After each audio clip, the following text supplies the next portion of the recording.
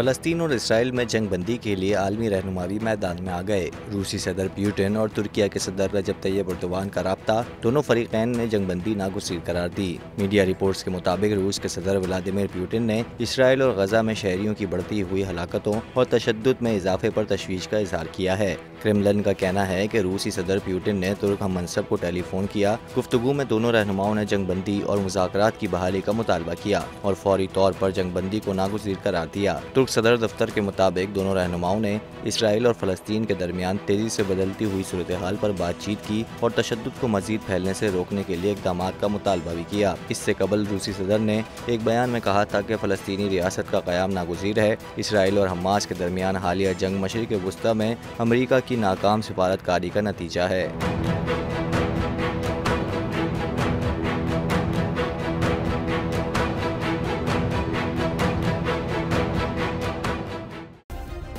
Subscribe करें और bell दबाएं ताकि कोई खबर रह न जाए।